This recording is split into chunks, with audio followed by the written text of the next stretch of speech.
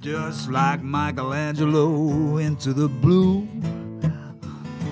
on heavenly wings. Cargo hand bones don't take off, no smoke, no mirror, no strings. I can't take off these dark shades. I can only say how it's too beautiful. Our town on TV. Our town, there's you and me. Upside down, hanging out of an airplane.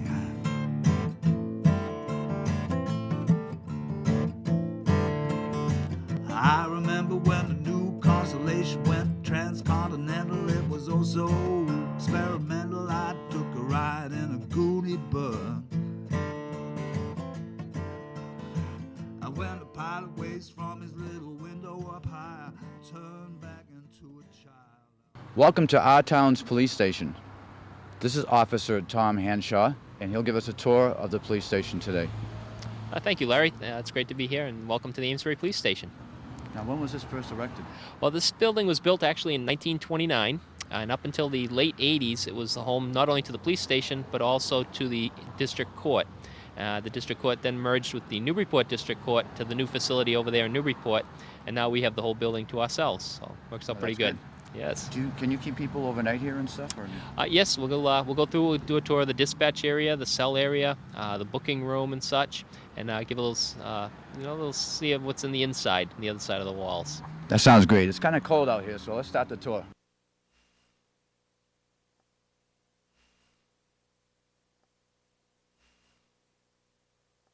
You can see the dispatch room here. Oh, looks great. From the other side of the window.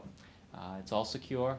It's designed so that the officer or the dispatcher who's inside is protected. And generally we have a lot of forms here for people also, and they can talk back and forth. And then if an officer needs to speak with them, usually we can either come out and speak with them or actually bring them into the station. Now there's a police officer on here 24 hours a day? Yes, the station is open 24 hours a day, 7 days a week, 365 days a year. Right. Is there a number to call if it wasn't an emergency, if they wanted to talk to you or some other police officer? Sure, we have several business lines. The 388-1212, which is the old emergency number, that's still in effect. We'll put that right on the screen. Sure, and then 388-1217 is another business line. So Okay. we have about 4 business lines that actually come into the station that people can use. And a lot of times people use those for questions or directions to get to certain places in town and general messages for other offices. How long have you been a police officer? I've been a full-time officer now for almost 20 years. Started in 1987. Retiring soon. Well, no, I've got a few more years to go. I've got probably another 10 years, I think, to go. And my age is the way it works and such. But yeah, I've actually been a permanent member here of the department for 20 years now. Oh, great. Started in 1987. What do you like most about your job? Helping the community. I think we're very fortunate to live in a great community. And it's a lot of the work that I do now, in the last 10 years, I've been the crime prevention officer. Doing a lot of community outreach and things, and working with different community groups, not only to make the town safer, just to make the town better, a better place. Now, if someone wanted to get in touch with you about the program, just call the number you... Sure, yeah, just any of the business numbers. I also have email. You can put that on too, and then you can go right onto the Amesbury Town website, and there's a direct link right to the police station, and it comes right into ours. Actually, other side of the glass here in the communications center, it's the new communications center, which was opened just about 2 or 3 weeks ago. All new modern equipment that they've painted, new lighting, new wiring underneath, so everything is brand new. And hopefully it's going to be a little more efficient than the old system was in terms of having people working conditions and such. Oh, sounds great. Now, is that connected to the state, without asking any questions, they're not supposed to be Sure. asked, all the other state police and emergency vehicles? We have connections not only with other police agencies, state police, local. We can talk with the fire department, Public Works. We're fortunate this year we haven't had too much snow, but if there was a snowstorm, we could talk back and forth, let them know where we need plows and such. We have the 911 computer, which is here first. All the 911 calls that come into Amesbury over regular lines come into that computer. And then monitored. They are all recorded, and the address is displayed and such, so we can make sure we get the right kind of help out there. We have an in-house system, which we do all our reports and such on. The dispatch center system now is all digital and such, so that we can use that. It's very, very efficient. and very efficient. the registry computer system, so that if we have to run license plates or warrant checks, things like that, we can do that from here also. So generally speaking, how much is like a response time? Is it like 10 minutes, Oh, 5 minutes? well, we're fortunate here in town, usually well under 5 minutes on any kind of a call. You can usually get from one side of town to the other because of the main roads and such within a very short period of time. We're very, very fortunate. So Tom, where are we now? Larry, we're in the supervisor's office. This is the sergeant on duty. His office would be here. He's a supervisor in charge of the shift, and it rotates with each shift. It's adjacent to the dispatch area. It's a little quieter in here, as you can see. When we were in dispatch, the phone. It's not too often that the phone's not ringing there. Getting it out of there. They have quite a few calls that come in. We have a very short period of time each day that it's kind of quiet. So, but this office here, he can direct. People can be directed to him for questions and such.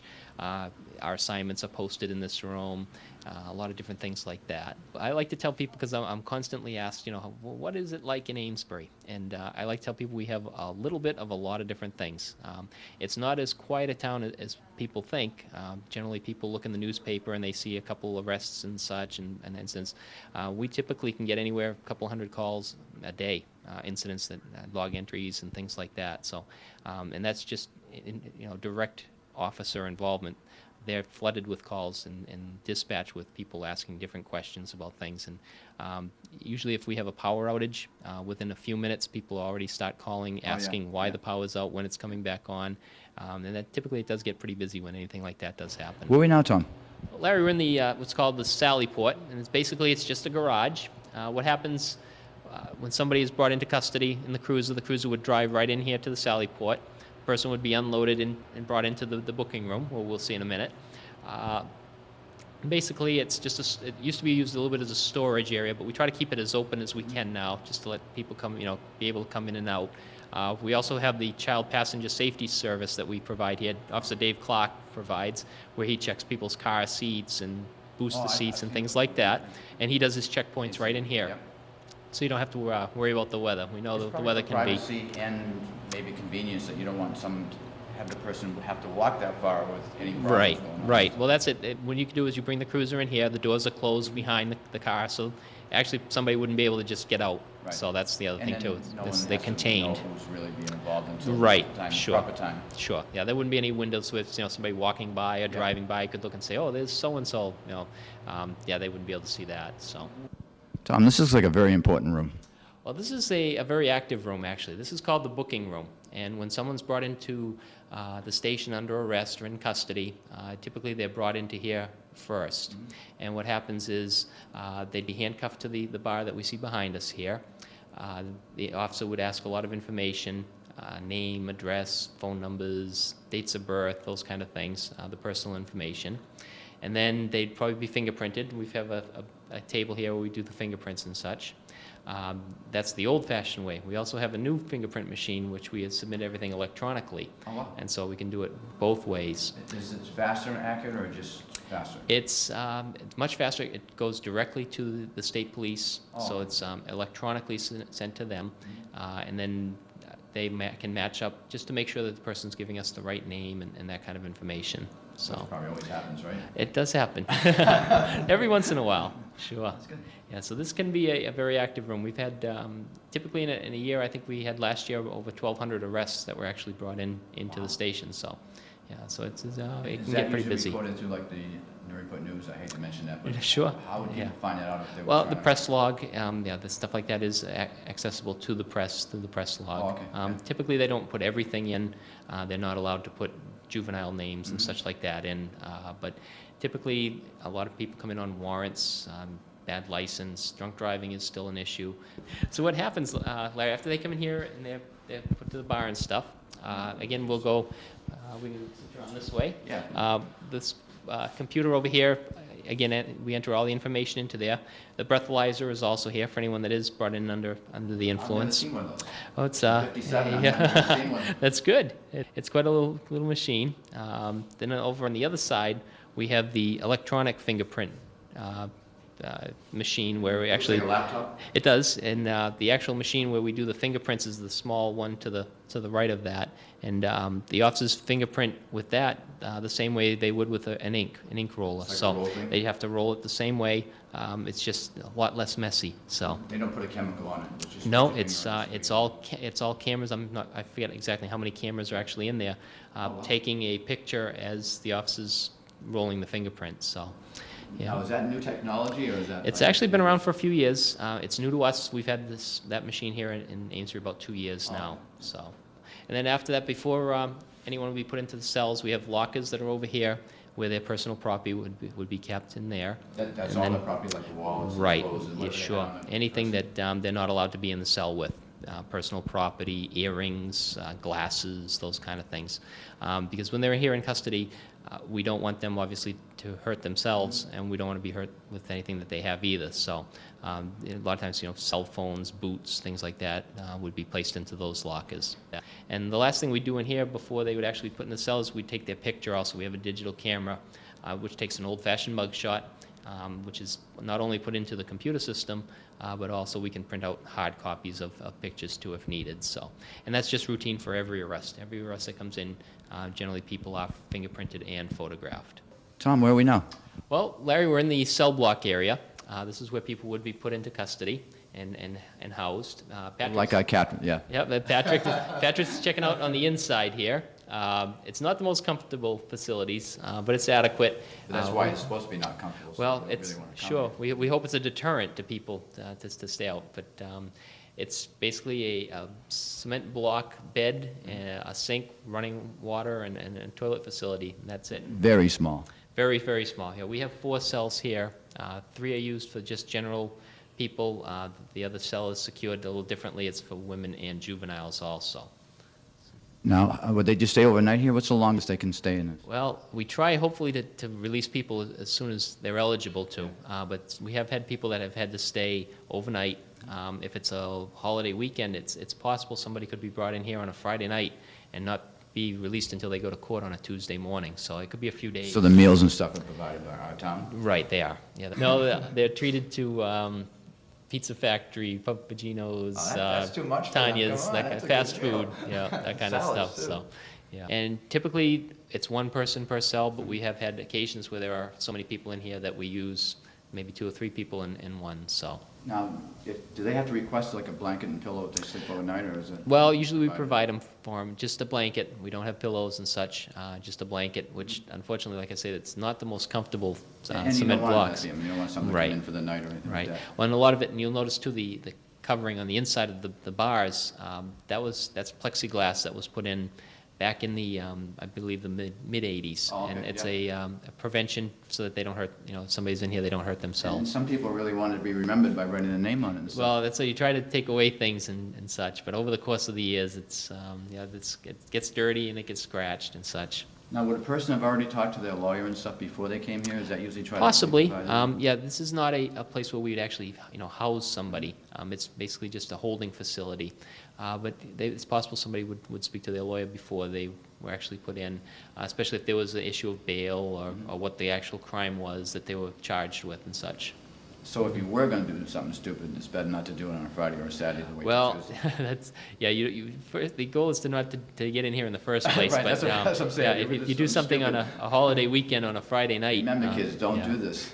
And we're fortunate too. We have the Essex County House of Correction down in Middleton, where they will take a lot of prisoners. In cases like that, most times they'll be able to accept a prisoner for us. So they'd make the transportation thing too, you wouldn't have to drive. No, down to- we'd drive the person Okay, down. yeah. Yeah, we'd take them down to Middleton, and then they'd be housed there, which is not much better facilities, but a little better. So. One thing I noticed I didn't see, maybe have it on the leg shackles and stuff, is that provided by? like, we have the we have agencies, those or- also if needed. Handcuffs and And the shackles type and of such. suit. Well, the suit would be from the jail itself. Oh, okay. Yep, they would be housed there with that. And that's what happens. They get brought in there and they are given clothes and such. I It's know, not no a good. offense, but I never want to come visit you. No, here. no, Never, this never, is- Never. This is not the 4-star hotel accommodations. Yeah. Where are we now? Well, Larry, we're in the squad room. This is where we do our reports, do a lot of filing and things like that. We have access to all the forms that, well, not all the forms, but a lot of the forms that we use on a regular basis, statement forms, accident forms, of 'em. things like that. That's quite a few. We actually have a whole binder that's probably about 3 times as many as you see here that are used for different things. But these are the most frequently used ones that we have. Another thing, any notices, the weekly crime bulletins that we do, scheduling, upcoming training, things like that would be posted in this room too. Would the sergeant do that stuff? Or would We the have chief of actually, police? we have one sergeant who's in charge of training, and he coordinates all the scheduling for training classes. We've got a couple coming up in the next month. We've got a class on domestic violence, another class coming up on firearms. So we do a lot of training. We call it school. I mean, it's just like school for us. But we call it training. So. Do you go like for a week at a time? I remember when I worked with some bigger companies that would send you for a week for Sure. training. We actually go for, it's an in-service program where we have updates on first responder, CPR, Okay, yeah. first aid, legal update, motor vehicle law updates, officer survival type stuff, and self-defense things. And more to working with government agencies too, like the National Guard. and Right. stuff We like did. that. We did last couple of years. We've actually done a lot of incident-based training in regards to like terrorism and stuff like that. So that was the last couple of years. Now, would some of these reports be on the computer? A Or lot would of you them. log like A Word lot or of them something? are. Some of them have to be scanned in, but there are forms that are right in the computer system. Tom, where are we now? We're actually in the roll call room now. This is a room that we use for a lot of training, our morning roll calls, different community presentations. We had a Citizen Police Academy class a few months ago. The courtroom up until Oh, okay. the late 80s. We made a few modifications to it. We built a second story over part of it, and Nice. it's quite a room. This is a lot of really nice architecture in here. I think it was back in the early 90s, probably a few years after we had actually taken over the whole building. We had a gentleman by the name of Bernie Kavanaugh, who was at the time was a janitor here, and he took a lot of time, worked on the gold painting up there and such, and Oh, it it's really very nice. came out very nice.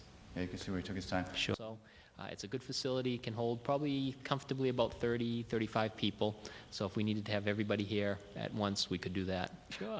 What are these manuals about? Well, we spoke in the other room about the number of forms that we have. This book here is the Department Forms Manual, which we update quite often, as a sampling of pretty much all the forms that we do use. One thing is, a few years ago, actually it was about 6 years ago now, that the department became accredited. We received state accreditation. We were the third department in the state to do that, and it's something we were very proud of. We worked very hard on and such to do.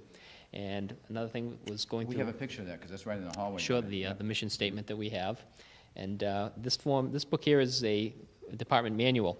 Basically explains all the operations that we follow and how we're supposed to do things, and kind of like a guideline on police work. It doesn't give you a step-by-step what you should do in a certain case, but it gives you some guidelines as Now, to how are you you operate. expected to know that or just review it? Or No, we're actually expected to know it and be Wow. familiar with it. I'm And impressed. not to say that we know every page of every chapter, but you are required to know what's the gist of it. Oh, I think what's that's in there. excellent from our half. Sure. Just being a resident and stuff, that's excellent to know you people are Well, I'd say updated on it. a lot of people aren't familiar with the accreditation process in the system and why we're accredited and such.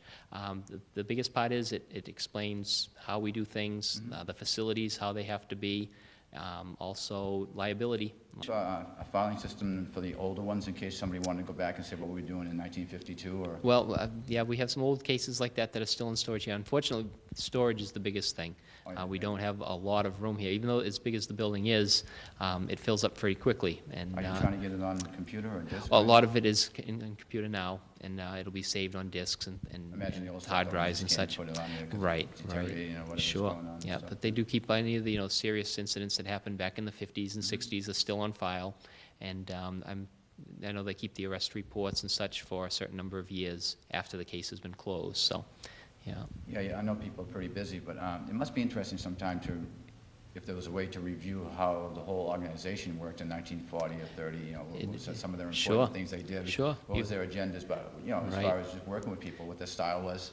Right. Yeah, how Well, they successfully did their job. Right. It was actually when we started preparing for some classes that we gave here, we went back a little bit and looked at some of the history of the department and such, and reviewed some of the police logs that they kept back in the 60s and 50s and 40s and the older ones. And some of the calls that they responded to then were considerably different than what happens today. And I think also that people don't realize how hard each generation's police officers have worked. I mean, they take it for granted they're going to be there, and if you happen to make a mistake, you wish they weren't there. Right. But they are trained, they're enthusiastic about their job, like you showed us today.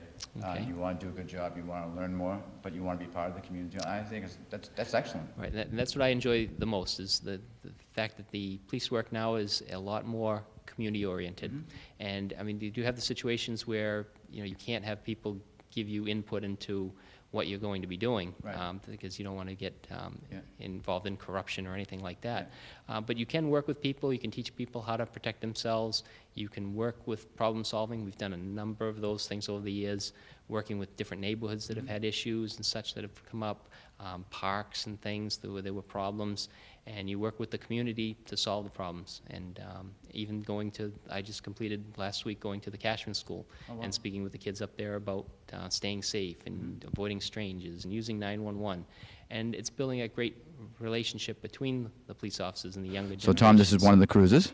Yes, Larry, this is one of the frontline cruises that we have. We have actually 6 cruises that we use for patrolling and general police work and responding to emergencies and such.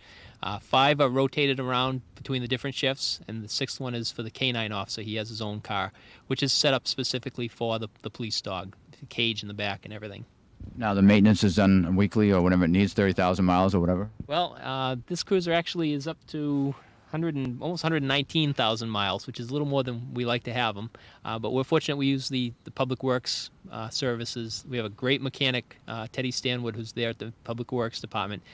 We try to schedule an oil change, fluid change, and just general maintenance every 2 weeks on these cars so that they rotate around just because they have to be up and running perfectly to be on the road and such. For the kids out there, where does the dog live? Well, actually, the dog lives with Officer Tom Nichols. He's the K-9 handler. He actually lives with Officer Nichols. And we've actually got a new dog that'll be starting very soon. His dog's name is K-Bar. But we'll have one dog. He's just gone through the Dog Police Academy. And right now he's in another school. Has about 4 more weeks to go on that. And then he'll be ready for the road, too. Now, I notice there's a computer in the car? We do. We have a computer system here, which is just a kind of a regular laptop computer, which we've adapted to. The program that's here is our in-house computer system, and also the Registry of Motor Vehicles system, so that we can run license plates and registrations and things like that. One of the other features with this program is that we can type messages back and forth to each other and to the station. So if there was... Through the vehicles? Right. Yep. And so if there was something that they needed to tell us, they can just type us a message, and instant messaging right over the computer. So It's faster than an email, though. I mean, you don't have to go through an email process, right? no, it's no. There's no email or internet access or anything with this. It's a purely in-house system. So yeah, but it's pretty quick. They would be able to send instant messages back and forth with us. So if and when I was stopped for speeding or anything like that, when the officer goes back to the car, they're probably using this? Right. They'll pull up a screen. It'll come up with, and actually I could probably pull it up here real quickly. The screen here, we just put your license plate number in, enter it into the computer system. It would come back with the status of the vehicle, if the registration was okay, a description of the vehicle to make sure the plate was on the right car. And it would also come up with your driver's license information, if there were any warrants or things like that. It comes back with a lot of information fairly quickly. Yeah, it does. So. If something was to come up that was a potential problem, would you then probably call another officer before you go back? Well, it's got a good feature on it so that if, say, I don't put somebody's plate in and that person had a warrant, an alarm would go off that would be monitored by the other cars as well as the station here. So people would know immediately that I had something that was, maybe, needed a hand with and such. So, but there's also, I could ask for assistance with this computer and stuff too. So. Excellent. Thank you very much.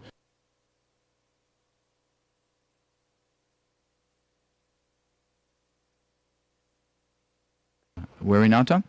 Well, Larry, we're in the Crime Scene Services vehicle, which is, I like to refer to it as a kind of a mobile police lab. It has a lot of different functions. A lot of times people will see it out and wonder, oh, what's that? Like myself. Sure, and see it.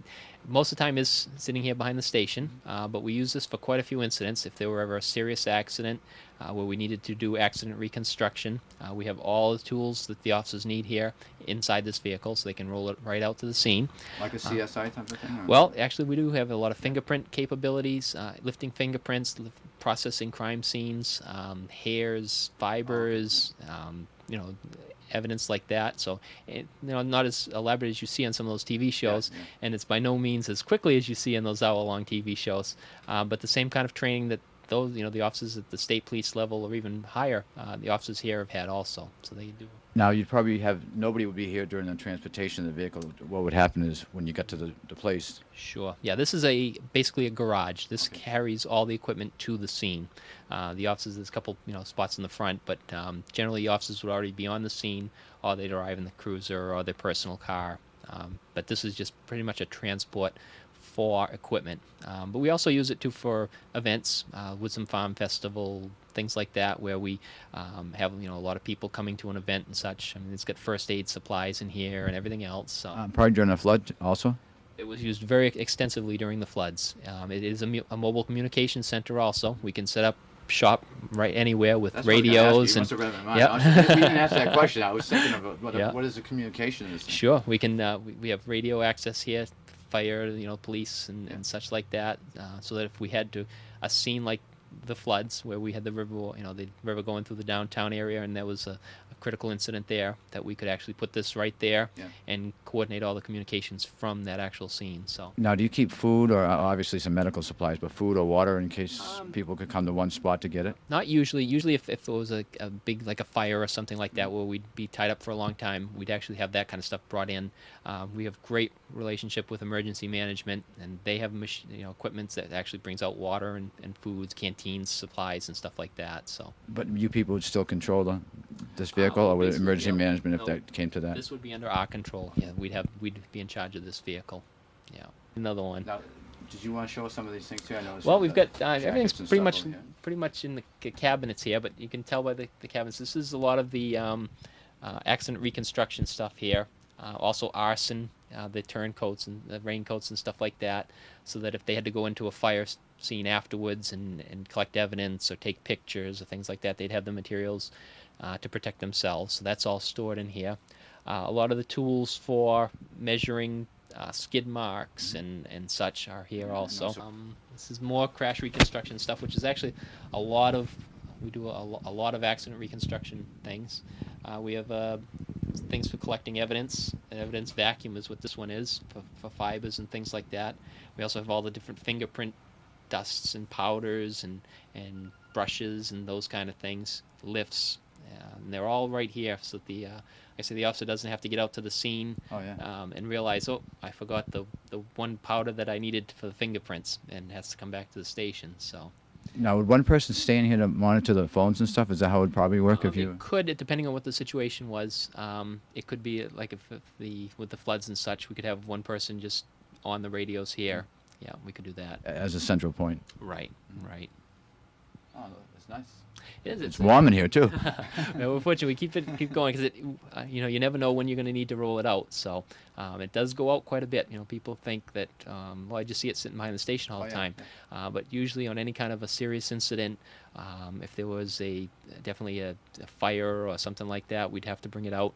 But we have a share of serious accidents too that have to be investigated, so it goes out. And we also work with Newburyport Police, Salisbury Police too. So we have some regional things that we do with them, and if something were to happen like that in their town, we could provide assistance to them too.